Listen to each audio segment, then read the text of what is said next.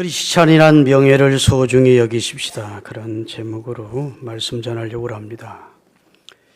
세익스피어라고 하는 작가를 여러분이 아실 겁니다. 그분이 남긴 작품 가운데 오델로라고 하는 작품이 있습니다. 많은 나라에서 뮤지컬로 수많은 사람들이 관람을 한 그런 작품인데, 그 주인공이 내뱉는 대사 중에 내 지갑을 훔치는 것은 내 쓰레기를 훔치는 것이다. 그러나 내 명예를 훔치는 것은 내 목숨을 훔치는 것이다. 라고 내뱉는 단어가 있습니다. 돈 몇 푼 들어가 있는 지갑을 잃는 것은 그리 큰 손실이 아니라는 겁니다. 그러나 명예를 잃는 것은, 명예를 손상받는 것은 생명을 잃는 것과 같은 그런 큰 손실이라는 내용입니다. 사람은 명예를 소중히 여깁니다. 또 자기 명예가 손상을 받는 일에 대해서 상당히 격한 반응을 나타냅니다. 여러분, 그래서 자기 명예가 억울하게 손상을 입으면 명예훼손죄로 고소를 하기도 하고, 그래서 만약 무고히 명예를 훼손시킨 죄가 드러나면 그에 합당한 가해자가 처벌을 받습니다. 그만큼 사람들은 자기 명예를 지키고자 애를 쓰고 있습니다. 역사에 남은 이름은 단 두 가지로 나눌 수 있습니다. 하나는 명예로운 이름을 남긴 사람, 그리고 또 하나는 불명예스러운 이름을 남긴 사람입니다. 스탈린이나 히틀러나 차우체스크 같은 사람들은 이 땅 위에 불명예스러운 이름을 남긴 독재자로 불명예스러운 이름을 남겼습니다. 성경에도 아합이나 헤롯이나 빌라도나 가룟 유다 등은 아주 불명예스러운 이름을 남긴 사람들의 대표자일 것입니다. 반대로 명예로운 이름을 남긴 역사적 인물들이 많습니다. 아브라함 링컨 대통령은 참으로 명예로운 이름을 이 땅에 남겼습니다. 조지 워싱턴도 명예로운 이름을 남겼습니다. 우리나라에도 세종대왕이나 이순신 장군 같은 분은 명예로운 이름을 남긴 사람들입니다. 또 한국 교회사에도 보면 주기철 목사님이나 손양원 목사님 같은 분들은 명예로운 이름을 남긴 분들로 꼽힙니다. 성경에 보면 아브라함이나 모세나 다윗이나 바울 같은 인물들은 위대한 이름, 명예로운 이름을 남긴 사람들이죠. 그렇죠? 역사가 흐르고 세월이 가도 존경받는 수많은 이름들이 우리 주위에 있고 우리 기억 속에 있습니다. 오고 오는 사람들이 그분들의 이름을 흠모하고 존경하는 대상들이 됩니다. 이 모든 이름 중에 최고의 이름이 있습니다. 그분이 예수 그리스도라는 이름입니다. 모든 이름 위에 뛰어난 이름입니다. 하나님이신 이름입니다. 어떤 이름이 예수님의 이름보다 더 위대할 수 있겠습니까? 세계사 속에 가장 큰 영향을 미친 분을 꼽으라면 공부를 했다는 사람들은 예수님이라고 인정하지 않을 수 없습니다. 그가 신자이든 불신자이든 인류 역사에 가장 큰 영향을 미치고 공헌을 한 분이 있다면 그분이 예수 그리스도십니다. 인류의 정치에, 인류의 문화에, 인류의 예술에, 인류의 정신사에 가장 큰 영향을 미친 분, 그분이 예수님이십니다. 우리에게 최고의 사랑을 주신 분입니다. 자기 희생을 통해서 우리에게 최고의 선물을 주신 분입니다. 자기 피로 우리 인생의 죄를 용서하시고 구원해 주신 분입니다. 할렐루야. 우리에게 최고의 가르침을 주신 분입니다. 최고의 지혜의 삶을 사신 분입니다. 그리고 우리에게 구원과 생명을 선물하신 분이십니다. 그런데 우리 이름 앞에 감사하게도 바로 그분의 이름이 붙습니다. 그리스도인 아무개. 그리스도에게 속한 사람 아무개. 그리스도를 믿는 사람 아무개. 영어로 크리스찬. 우리말로는 그리스도인. 그리스도의 가르침과 그의 교훈을 따라 사는 사람, 그리스도의 제자. 그리스도를 믿고 구원받은 사람, 그게 우리라고요. 그래서 우리 이름 앞에 더 명예로운 이름인 예수 그리스도의 이름이 붙어 있기에 우리는 명예로운 존재로 하나님이 바꾸어 주셨습니다. 여러분은 어떤 인생을 지금 살고 있는지, 여러분은 어떤 그리스도인으로 살고 있는지 모르겠습니다. 명예롭고 칭송받을 만한 이름으로 살고 있는가, 아니면 손가락질 받고 지금도 남에게 지탄의 대상으로 살고 있지는 않은지를 한번 살피면서 은혜 받는 시간이 될 수 있었으면 좋겠습니다. 지금 우리나라를 시끄럽게 하고 있는 조그만 국회의원 하나가 있습니다. 여자입니다. 보통 때는 얼마나 싸나운지 장관들 몰아붙이고 청문회 살 때는 아주, 그러더니 국회의원이라는 대단한 지위를 아주 약자에게 과시하고 거짓말을 내뱉다가 사건을 일으키고 지금도 발뺌하고 있어서 수많은 사람들이 지탄을 하고 있습니다. 그의 이름이 더러워졌어요. 그 명예로운 이름이 불명예가 됐습니다. 그렇죠? 여러분, 국회의장을 지낸 박모라는 분이 골프하러 갔다가 자기 손녀딸 같은 여인을 주물럭거리다가 걸렸어요. 여러분, 자기 이름이 얼마나 불명예스럽게 됐는지 모릅니다. 그 아들이 그 아버지를 얼마나 부끄러워하겠습니까? 그 손자가 그 아버지를 얼마나 부끄러워하겠습니까? 돈을 잃으면 다시 벌면 됩니다. 그러나 명예가 한번 떨어지면 회복하기가 쉽지 않아요. 지검장이란, 제주도 지검장이라는 자가, 아니 도대체, 아니 세상에, 아니 그렇게 자기 명예를 지켜가야지. 그렇죠? 여러분, 윤창중이라는 박근혜 대통령 모시고 외국 나갔다가 말이에요, 대변인이라는 자가 술 먹고 젊은 여자 어떻게 그러다가 국가적 명예를 실추시키고, 자기 명예만 실추된 게 아니고 국가적 명예가 한없이 실추돼요. 지금은 집안에서 나오지도 못하고 산다고 합니다. 여러분과 제가 김철중이라는 이름, 여러분 개인의 고유의 이름, 더 나아가서 그리스도인이라는 이름 붙어 있는데, 이 명예를 주님 오실 때까 우리 생명 다할 때까지 지켜가셔야 됩니다. 나 까닭에 그리스도가 짓밟히고 모욕을 당하고 내 이름이 진흙탕에 떨어지는 내 언행심사 때문에 그렇게 되는 일이 있어서는 안 돼. 내가 하나님을 명예롭게 해드리고 그리스도를 영화롭게 해드릴지언정 우리 삶이 너무너무 하나님의 명예를 실추시키는 그런 인생이 되지 않도록 기도하시기를 예수 그리스도의 이름으로 축원합니다. 특별히 우리 그리스도인은 명예로운 존재로 하나님이 만들어 주셨어요. 따라합시다. 내가 너를 보배롭고 존귀하게 여기노라. 우리를 진흙탕에서, 우리를 진토에서 건져주셨다. 보배롭고 빛나는 진주 같은, 보석 같은 존재로 하나님이 만들어주셨다. 그리고 영광과 존귀의 관을 씌워주셨다고. 시편 8편 4절 5절입니다. 그리스도인에게 주신 하나님의 명예가 어떤지, 사람이 무엇이기에 주께서 그를 생각하시며 인자가 무엇이기에 주께서 그를 돌보아 주시나이까. 그를 하나님보다 조금 못하게 지으시고 영화와 존귀의 관을 씌우셨나이다. 우리 육안으로는 보이지 않지만 하나님이 보실 때 그리스도를 주로 믿고 성령을 모신 자는 영화와 존귀의 관을 쓴 명예로운 존재라는 사실을 일깨워주고 있습니다. 베드로전서 2장 9절에 보면 우리는 왕같은 제사장, 거룩한 나라, 그의 소유된 백성이 되어 하나님의 나라를 유업으로 얻을 수 있는 명예로운 존재로 하나님이 바꿔주셨다. 아멘. 고린도 후서 5장 17절을 같이 읽겠습니다. 처음, 그런즉 누구든지 그리스도 안에 있으면 새로운 존재가 됐다.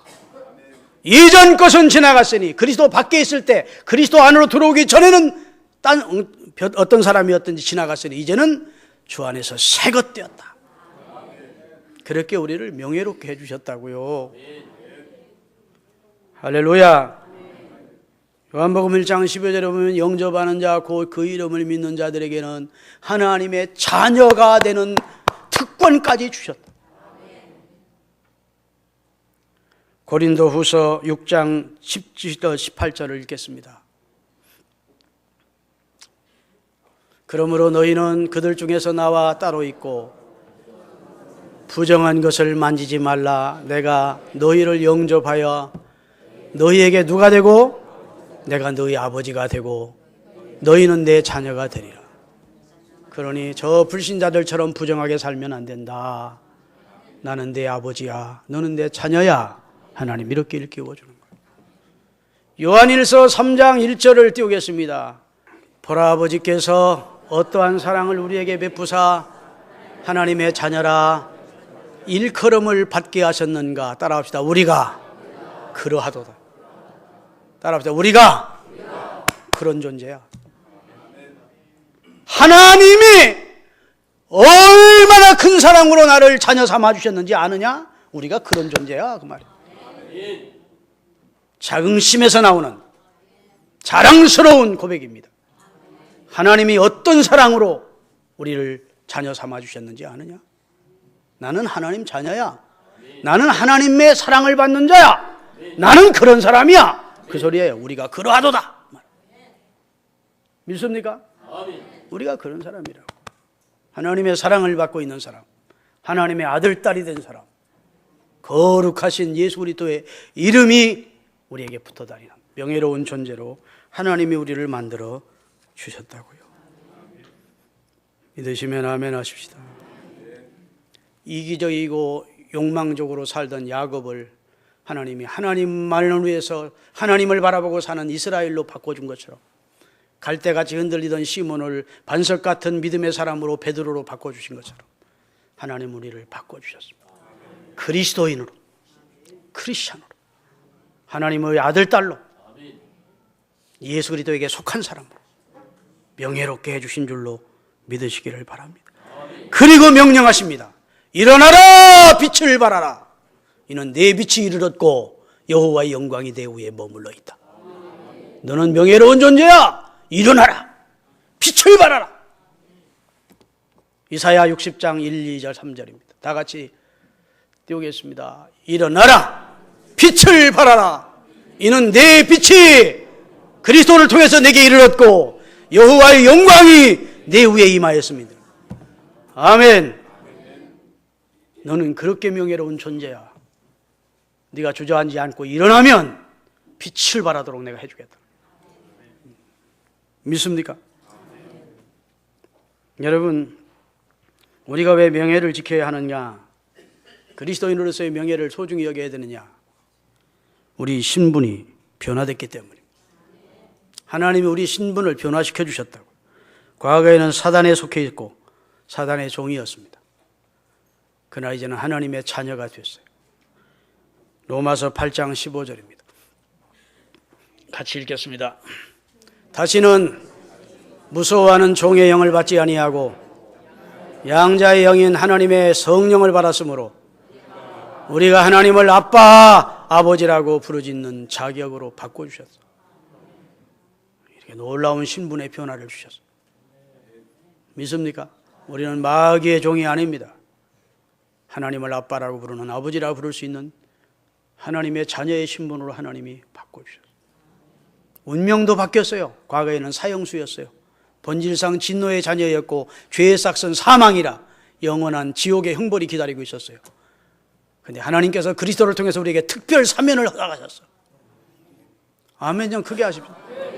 예수 그리스도를 통해서 우리에게 특별 사면을 허락하시고 우리 죄를 사하시고 우리를 구원하시고 우리 이름을 천국에 기록해 놓으시고 생을 마칠 때 천국과 영생을 선물로 주셨다.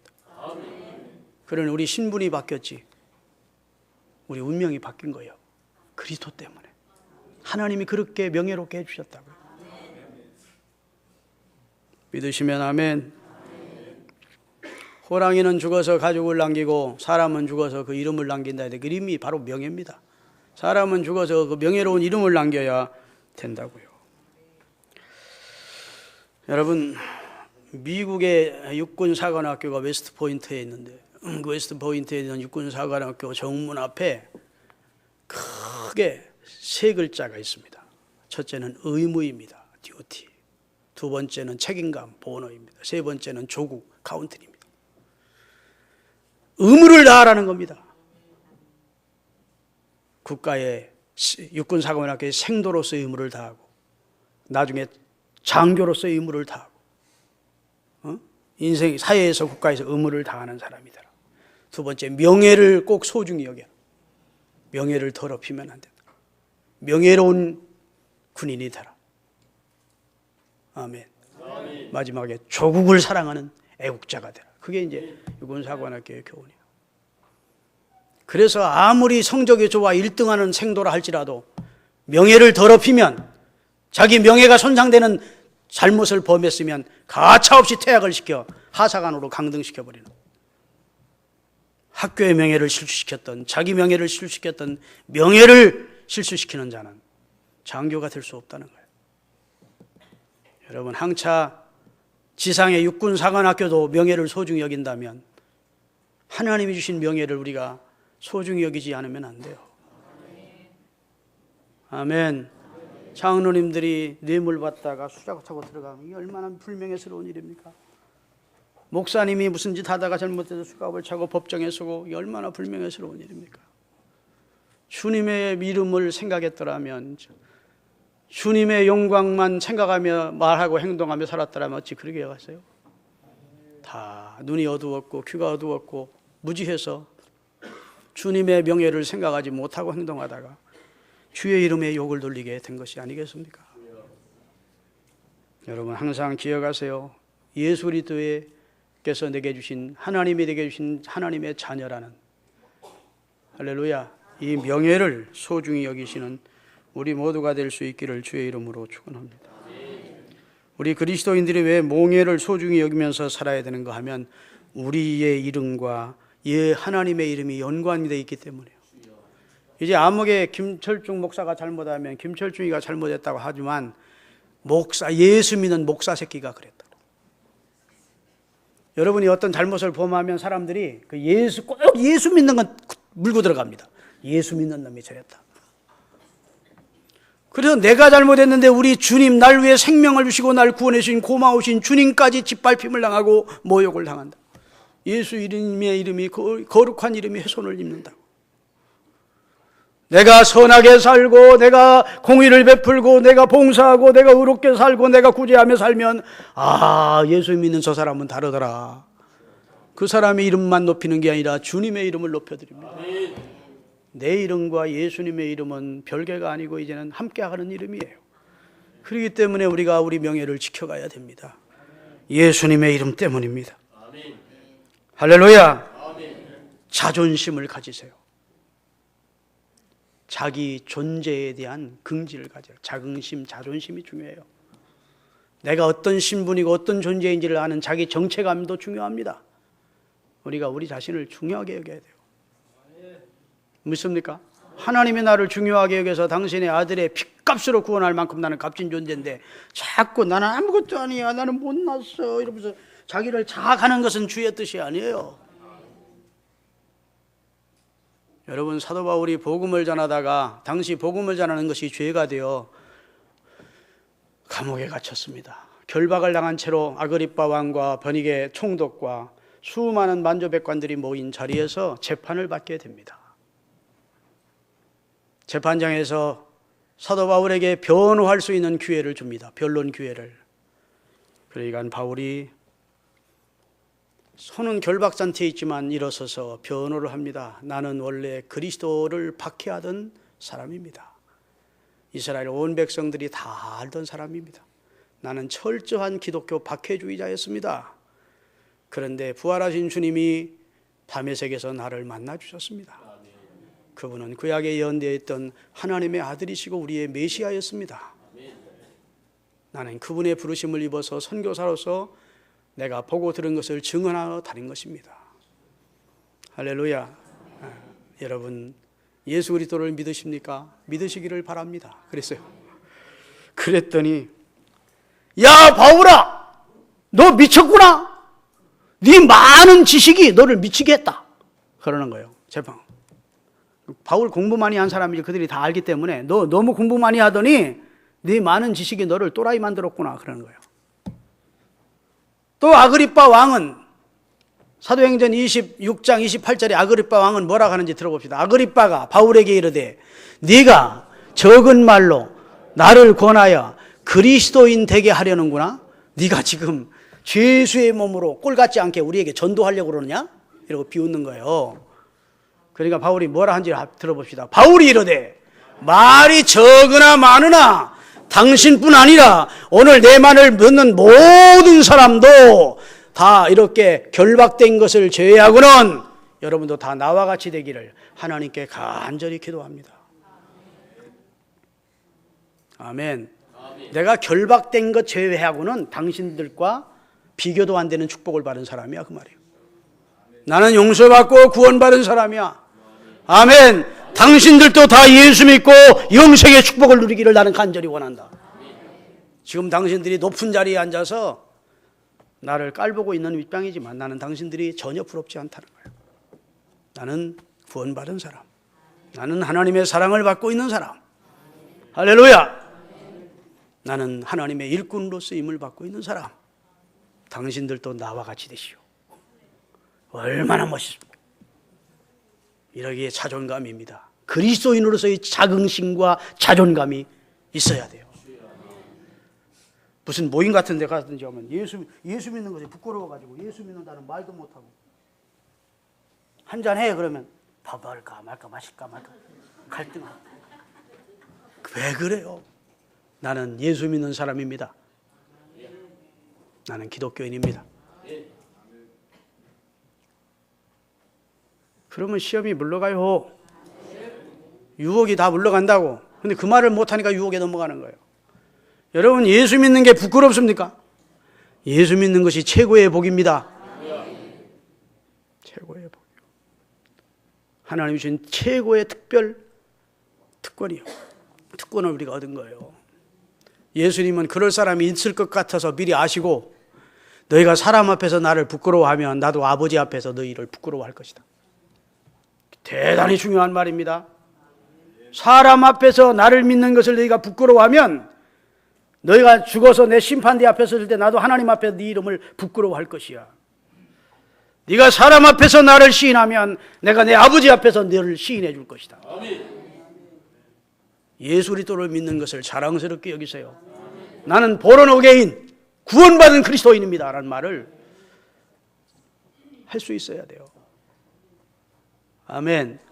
내게 해주신 놀라운 특권과 명예가 하나님이 존귀케 해주신 것을 왜 주저주저하고 부끄럽게 여기느냐고요.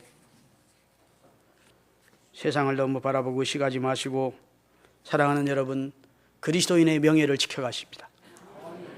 자, 오늘 본문 15절을 띄우겠습니다. 너희 마음에 그리스도를 주로 삼아 거룩하게 되었고 너희 속에 있는 소망에 관한 이유를 묻는 자에게는 대답할 것을 항상 준비해라. 자, 우리 주변에 있는 사람들이, 우리 주위에 있는 사람들이 당신 사는 소망이 뭐야? 당신 사는 이유가 뭐야? 당신의 삶의 목적이 뭐야? 이렇게 묻거든 대답할 말을 반드시 준비하고 살라는 거예요.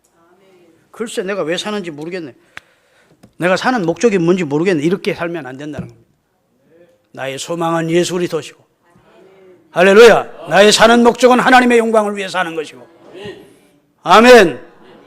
내 삶의 걸음은 주님과 동행하는 삶이고 이걸 분명히 얘기할 수 있도록 준비하고 살라는 거예요.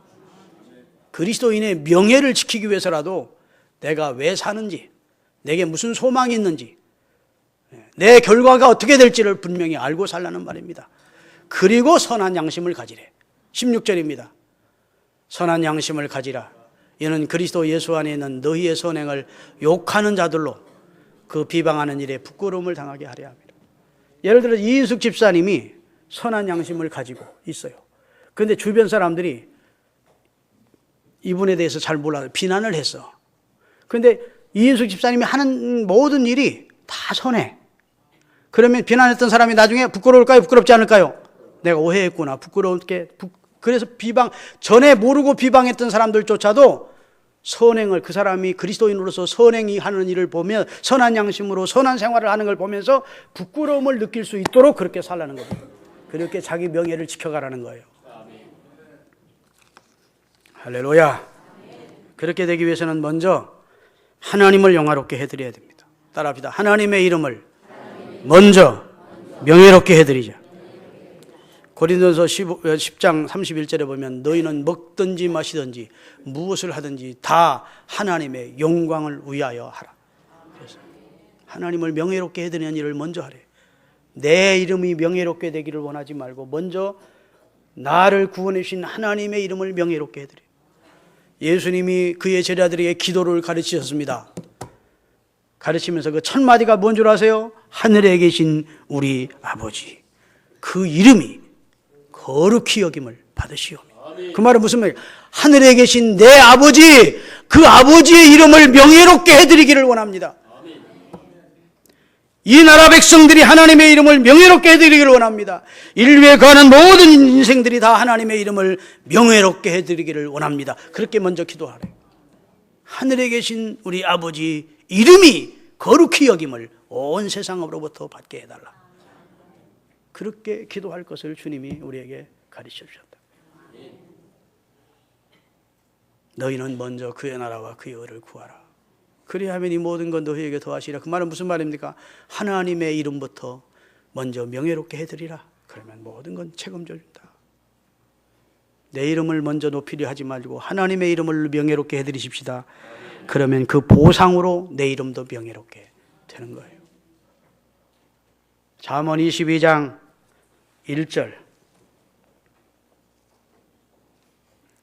다 같이 많은 재물보다 명예를 택할 것이요. 명예가 재물보다 좋다는 겁니다. 4절 잠언 22장 4절 겸손과 여호와를 경외하며 하나님이 주시는 보상이 있대. 겸손하게 여호와를 경외하면서 하나님을 높이며 살면 하나님이 보상으로 뭘 주시느냐? 재물과 영광과 생명도 주신다. 먼저 하나님을 명예롭게 해드리라는 거예요. 그러면 너도 명예롭게 된다고 말씀해 주신 줄로 믿습니다. 할렐루야. 사랑하는 여러분, 또 선한 양심과 인격을 갖춘 그런 그리스도인으로 살면서 명예롭게 되시기를 주의 이름으로 축원합니다. 여러분, 민주주의 사회는 성숙한 인격을 가진 사람들이 서로 온유한 마음과 부드러운 성품을 갖고 다른 사람의 인격과 그 삶도 존중히 여겨주면서 그 다음에 대의 법을 따라서 질서 있게 사는 사회가 진정한 민주사회입니다. 서로 짓밟고 남을 업심여기고 껐떡하면 거짓말하고 투쟁하고 그런 사회는 진정한 민주사회가 아니에요. 우리나라는 민주주의를 할 만한 그런 성숙이 되지 않은, 인격적인 성숙이 되지 않은 상태 속에서 민주주의를 맞았고, 그래서 지금 이렇게 세상이 시끄러운 겁니다. 공감이 가시면 아멘 좀 하십시오. 민주주의를 할 만한 수준의 그런 인격적 성숙이 아직도 안 된 상태에서, 그래서 민주주의니까 다 청마다 제 목소리를 내면서 싸우니까 권위도 사라지고 엉망진창이 되어서 지금 세상이 이렇게 시끄럽다, 이렇게 생각이 돼요. 사랑하는 여러분, 인간의 존재 가치는 소유에 있는 것이 아니고 인간 됨됨이에 있다고 에릭 프롬이라고 하는 분이 소유냐 존재냐에 대해서 설명했어요. 따라합시다. 인간의 됨됨이는, 인간 존재의 가치는 소유에 있는 게 아니고 인간 됨됨이에 있다. 돈 많다고 인간 된 게 아니고 인간이 인간답게 살아야 인간이라는 거예요. 우리 주변에 많은 것을 소유하고 있으면서도 명예롭게 살지 못하는 자가 많잖아요. 그런 걸 보면 소유가 그 사람의 가치가 아니에요. 그러면 명예롭게 사는 자들의 몇 가지 특색이 있다고 합니다. 이거 말씀드리고 이제 마치겠습니다. 여러분, 불신자이거나 신자이건 간에 명예롭게 사는 사람들, 참 남에게 존경받는 이름을 가지고 사는 사람들, 그런 사람들의 삶의 특색이 있대. 그 첫째는 높은 도덕의식과 윤리관으로 산답니다. 다시 말해서 죄를 물 마시듯 밥 먹듯 하면서는 절대로 명예로운 인생을 살 수 없어요. 높은 도덕적 기준을 가지고 윤리적으로 사는 사람이 명예를 지킬 수 있습니다. 아멘 좀 하세요. 두 번째로 가정과 가족을 매우 소중히 여기는 사람이 명예를 얻습니다. 부인 제껴두고 자식들 제껴두고 딴짓하는 사람들 명예를 지켜갈 수가 있겠습니까? 세 번째, 인간관계가 원만한 사람들이 결국은 명예를 얻는다. 인간관계가 각이나 있고 뭐나 있고 대인관계를 제대로 못하는 사람들이 많잖아요. 명예로울 수 없습니다. 네 번째가 알코올이나 마약이나 도박 등 중독성 있는 것을 멀리하는 사람들이라는 거예요. 인간의 연약함을 알기 때문에 자기 명예를 지키고자 하는 사람은 마약이나 알코올이나 무슨 도박 같은 중독성이 있는 것은 근처도 안 가는 겁니다. 다섯 번째는 자선단체에 관심을 가지더라는 겁니다. 자기가 살면 자기만 아는 게 아니라 주변 사람들이 어려움을 돌보더라. 아멘. 아멘. 여섯 번째가 정직하고 진실하더라는 겁니다. 사랑하는 여러분, 우리는 불신자보다 더 높은 도덕률을 가지고 살아야 되는 하나님의 자녀들입니다. 또 하나님이 우리에게 거룩하고 영광스러운 명예를 주셨습니다. 그 명예를 지켜가기 위해서라도 정직하고 진실한 사람으로 살 수 있기를 바라고, 선한 일에 열심인 봉사의 사람으로 사시기를 바라고, 사랑으로 많은 것을 베푸는 사람으로 살 수 있기를 바랍니다. 이 얘기만 하고 마치겠습니다. 여러분, 제2차 대전 때에 독일의 히틀러가 유태인들을 600만 명을 학살 도륙했습니다. 10,000명 죽인 게 아니에요. 600만 명을 죽였어요. 유대인들을. 유럽에 살고 있는 모든 유대인들을 찾아내서 다윗의 별을 붙이고 다니게 하다가 가스실에 넣어 죽이고 인간 몸뚱이를 가지고 생체 실험하면서 다 죽였습니다. 그때 독일이 프랑스 일부 지역을 점령했습니다. 남파보네라고 하는 이 프랑스의 시골 마을을 점령했습니다. 거기 유대인들이 많이 살고 있다는 것을 알았습니다. 물론 프랑스인도 살지만 프랑스인들 사는 속에 유태인들도 섞여 살고 있다는 것을 정보를 찾아내서 유태인들을 다 소탕하기 위해서 갔는데 한 사람도 유태인을 찾아낼 수가 없는 겁니다. 집집마다 다 텅텅 빈 겁니다. 그래서 한 20일 동안 수색을 하다가 아마 우리 첩보가 새 나가서 우리가 저들을 잡으러 오는 줄 알고 미리 도망을 했구나 하고 포기하고 돌아왔습니다. 그러다가 전쟁이 끝났습니다. 전쟁이 끝나고 그 남파보네라고 하는 동네에 살고 있던 유대인들은 한 사람도 죽지 않고 바로 같은 동네에 살고 있던 프랑스 사람들이 한 지하 벙커에다가 숨겨주고 먹을 양식과 마실 물을 공급해 준 것입니다. 그리고 그 많은 유대인들이 다 살아났습니다. 전쟁이 끝났으니까 기자들이 가서 취재를 했습니다. 남파본에 살고 있는 프랑스인들에게 질문을 하는 겁니다. 생명의 위험을 무릅쓰고 어떻게 유대인들을 그렇게 보호해 줄 수가 있었습니까? 그것도 한 사람도 아니고 전체 동네 사람들이 다 걸리면 당신들도 죽지 않습니까? 그랬더니 기자 양반, 우리는 이 남파본의 적은 교회를 다니는 우리 전체가 그리스도인입니다. 아멘. 우리는 그리스도께서 하신 명령대로 했을 뿐입니다. 사람의 생명은 하나님의 형상을 담은 존귀한 존재인데 독재자의 마수의 손에 넘겨줄 수는 없었습니다. 그래서 이들을 지켰습니다. 우리는 마땅히 해야 될 일을 했을 뿐입니다. 그리스도인이니까 그리스도인답게 생명의 위협을 무릅쓰고 그들의 생명을 지켰다는 겁니다. 이스라엘 나라가 건국된 다음에 이스라엘 나라가 그 동리에 고마워서 중학교를 세워주고 고등학교를 세워주고 연구센터를 세워주고 각종 편의시설을 다 지어주고 그 후손들의 장학금을 다 대주고 그리고 그 후손들이 세계 각곳의 유태인들 회사에 요직에 앉도록 다 스카우트해서 생명 그 보장을 해주고 있는 이 아름다운 현실이 오늘 지금 우리 간세예요. 그리스도인답게 살았더니 보상도 하나님 해주시더라. 그리스도인이 권모 술수에 능하고 껐득하면 거짓말하고 이렇게 살면 안 돼요. 정말 명예롭게 사시기를 예수님의 이름으로 축원합니다. 그래서 마태복음 5장 16절 말씀처럼 같이 띄우면 이 말씀 읽고 끝납니다. 이같이 너희 빛을 사람 앞에 비추게 하여 그들로 그 말은 불신자들로 너희 착한 행실을 보고 하늘에 계신 너희 아버지께 영광이 돌아가게 해. 불신자들이 너희를 보고 야, 저분들은 진짜 빛을 받은 착한 사람들이다 해서 하나님께 영광이 돌아가도록 명예롭게 살라고 말씀 주셨습니다. 기도하겠습니다.